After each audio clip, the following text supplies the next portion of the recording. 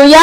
யோசேப்பு அடிமையாய் விற்கப்படும் போது அவன் எத்தனை ஆண்டுகள் அழுதிருப்பான், எத்தனை ஆண்டுகள் ஆத்மாவுல சமாதானத்தை இழந்திருப்பான், எத்தனை ஆண்டுகள் அவள் தூக்கம் இல்லாம இருந்திருப்பாரு. சொந்த சகோதரர்கள் இப்படி பண்ணிட்டாங்களே, என் தகப்பனை பார்க்க முடியலையே, என் தாயை பார்க்க முடியலையே, என் சொந்த தேசத்தை பார்க்க முடியலையே, எப்படி வாழ்ந்தேனா, என் நிலைமை இப்படி ஆயிருச்சேன்னு சொல்லி யோசேப்பு எத்தனை நாள் அழுது கொண்டு இருந்திருப்பார். ஆனா அவருடைய அழுகையின் பள்ளத்தாக்கு கொஞ்ச நாள் ஆனாலும் அந்த அழுகையின் பள்ளத்தாக்குல கர்த்தர் கூட இருந்தார்.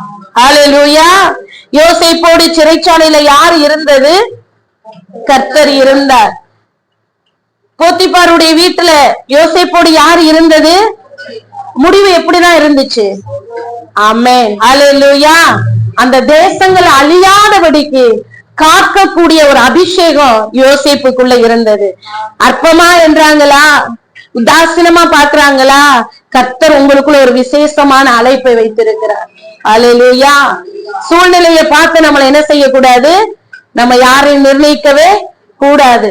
அவர் தாயின் கருவறையிலேயே நம்ம உருவாக்கும் முன்னமே அவர் என்ன செய்கிறாரா? நம்மள அறிகிற தேவன். அண்ணால அறிஞ்சாரா? யோசேப்பு அறிஞ்சிருந்தாரா? ஆபிரகாம் சாரால் அறிஞ்சிருந்தாரா? மோசையை அறிஞ்சிருந்தாரா? எரேமியா கிட்டதான் கர்த்தர் சொல்லுகிறார், நான் உன்னை தாயின் கருவறையில் உருவாக்கும் முன்னே உன்னை நான் அறிந்து கொண்டேன், தெரிந்து கொண்டேன். இந்த உலகத்துல நீ வெளிப்படும் முன்னே நான் உன்னை பரிசுத்தம் பண்ணினேன். எதற்காக? ஜாதிகளுக்கு தீர்க்கதரிசியாக. ஹல்லேலூயா. ஹல்லேலூயா. அப்ப எரேமியாவை மட்டும்தானா? இல்ல, தேவ சமூகத்துல வந்திருக்கிற சிறியோரையும் பெரியோரையும் கர்த்தர் தாயின் கருவறையில் உருவாக்கும் முன்னே அறிந்ததுனால, உங்களை தெரிந்து எடுத்ததுனால, உங்களுக்காக பரிசுத்தம் பண்ணக்கூடிய அந்த ரத்தத்தை அவர் சிந்தினதுனால இன்றைக்கு அவருடைய சமூகத்துல நம்ம எல்லாரும் வந்து உட்கார்ந்து இருக்கிறோம். ஆமேன் சொல்லுங்க பார்க்கலாம். அவருடைய முன்குறிப்பு இல்லாம நம்ம வாழ்க்கையில எதுவுமே நடக்காது. ஹல்லேலூயா. ஹல்லேலூயா. அண்ணாளுடைய வாழ்க்கையில கர்த்தர் கற்பத்தை அடைத்தாலும் அதனுடைய நோக்கம் என்ன? சாதாரண ஒரு குழந்தை கொடுக்கும்படி அல்ல. ஏற்ற காலத்துல அந்த தேசங்களை ஆளுகை செய்யக்கூடிய, ஜனங்களை நடத்தக்கூடிய, அந்த காலங்களுக்கு ஏற்ற தீர்க்கதரிசியை உருவாக்கும்படிதான் கர்த்தர் அண்ணாளுடைய கற்பத்தை அடைத்தார். அந்த சாமுவேலை பயன்படுத்தக்கூடிய காலம்னு ஒண்ணு இருக்கு பாத்தீங்களா? அதுக்காக தான் அண்ணாளுக்கு அவ்வளவு நாள் தாமதம். பஞ்சம் வரணும், அந்த குறித்த காலத்துலதான் பஞ்சம் வரணும்.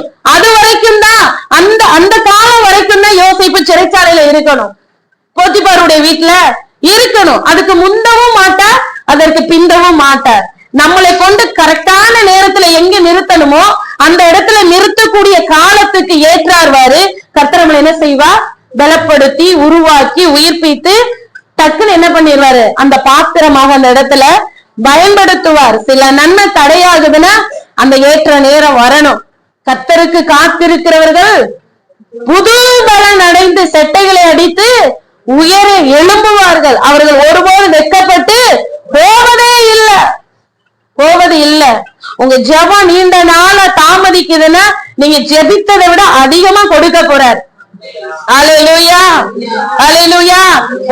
உங்க தேவைக்காக நீங்க காத்திருக்கீங்கன்னா நீங்க நினைக்கிறதெல்லாம் உங்க கண் பார்த்த, காது கேட்ட அந்த ஒரு இதுக்குள்ளதான் நீங்க பாப்பீங்க. ஆனா ஆண்டவர் வச்சிருக்கிறது தரிசனத்தோட வச்சிருப்பார். ஹல்லேலூயா. அது ஒரு வீடா கூட இருக்கலாம், ஒரு குழந்தையா கூட இருக்கலாம். கர்த்தருக்கு ஸ்தோத்திரம். ஈசாக்கு கிணறு வெட்டிக்கிட்டே போறாரு, எதிரிகள் வந்து என்ன செய்யறாங்க? தூத்து போட்டுக்கிட்டே போறாங்க. ஆனா கர்த்தர் ஈசாக்குன்னு ஒரு இடத்தை ஆயத்தம் பண்ணி வச்சிருந்தாரு இல்லையா? அந்த இடத்தை வேற யாராலும் என்ன செய்ய முடியல? தீமை செய்ய முடியல, அதை தூத்து போட முடியல. அந்த இடத்துக்கு அவங்க வரவே இல்லைன்னு இருக்கு வேதத்துல. அந்த இடம் தான் ரெகோபோத். ஹல்லேலூயா.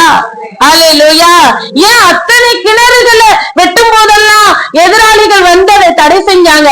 ஏன் ரெகோபோத்துக்கு அவங்க வரல? அப்படின்னா ஈசாக்குக்கு கர்த்தர் ஆயத்தம் பண்ணின இடம் அது. ஆமென். ஹல்லேலூயா.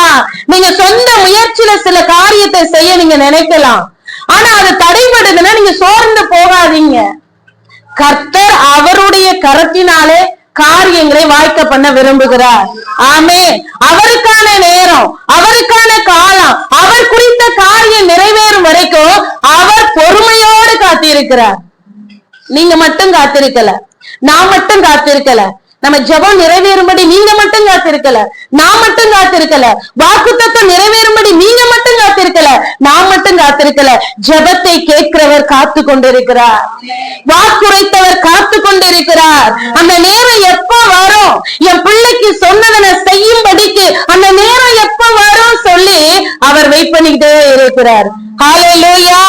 உங்களை இப்படியே விட்டுட்டு அப்பா சந்தோஷமான இல்ல, அந்த நேரத்துக்காக, அந்த காரியத்துக்காக, அந்த நன்மையான ஈவை கொடுக்கும்படியாக அவரும் ஒவ்வொரு நாளும் என்ன செய்து கொண்டிருக்கிறார், ஏங்கி கொண்டிருக்கிறார். நமக்காக ஆவியானவர் ஜெபித்து கொண்டிருக்கிறார், நமக்காக ஏசப்பா பரிந்து பேசி ஜெபித்து கொண்டிருக்கிறார். ஹல்லேலூயா சொல்லுங்க பார்க்கலாம். ஹல்லேலூயா. ஆகையால உங்களுடைய வாழ்க்கையில எதற்காக காத்திருக்கீங்களோ, கர்த்தர் காத்திருக்கிற காலம் வரைக்கும் நம்ம பொறுமையோடு காத்திருப்போம். ஆமென். நேரம் வரும்போது அன்னாளுக்கு சாமுவேலை கொடுத்தார், நேரம் வரும்போது யோசேப்பை தேசத்துக்கு அதிகாரியாய் மாற்றினார். ஆமென். நேரம் வரும்போது ஆபிரகாம் சாராளுடைய கற்பம் இனி வாய்ப்பே இல்ல, எல்லாம் செத்தது, ஜீவன் இல்ல, பலன் இல்ல. ஆனா அந்த கற்பத்தையும் கூட அவர் ஏற்ற நேரம் வரும்போது அதை உயிர்ப்பித்து ஈசாக்கை கொடுக்க கூடுமே. ஆனால் உங்க வாழ்க்கையில, என் வாழ்க்கையில ஆண்டவரால் செய்ய முடியுமா, முடியாதா? ஹல்லேலூயா. நாம் காத்திருக்கிற காலம் கடினமானதுதான், அந்த வலி அதிகமானதுதான். ஆனா நாம் விரும்பினது வரும்போதோ, நாம் காத்திருந்த காரியம் நமக்கு வாழ்க்கையில நிறைவேறும் போதோ நம்ம வாழ்க்கை எப்படி இருக்கும் தெரியுமா? ஜீவ விருட்சம் போல இருக்கும். ஆமென். ஹல்லேலூயா. அன்னாளுக்கு சாமுவேலை கொடுக்கல, ஆனா ஆண்டவர் சொன்னாரு, நீ போ, நீ சமாதானத்தோட நீ போன்னு சொன்ன உடனேயே அந்த ஆத்மாவுல வந்துச்சு பாருங்க ஒரு பலன், அந்த இருதயத்துல வந்துச்சு பாருங்க ஒரு தைரியம். அது என்ன பண்ணிச்சு தெரியுமா? குழந்தை இன்னும் வரல, ஆனா அன்று முதல் அவள் துக்கமுகமாய் இருக்கவில்லை. வார்த்தையை விசுவாசிக்கிறவங்களுக்கு வார்த்தை வந்த உடனே துக்கம் மாறிடும்.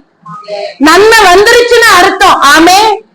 கண்களால் கண்டு காதால் கேட்டு விசுவாசிக்கிறது விசுவாசமே அல்ல, காணாதவைகளை குறித்து விசுவாசிக்கதான் நம்ம தான் அழைக்கப்பட்டிருக்கோம். ஹல்லேலூயா.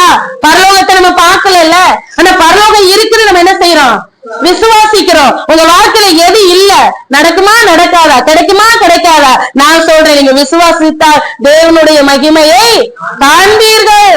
ஹல்லேலூயா.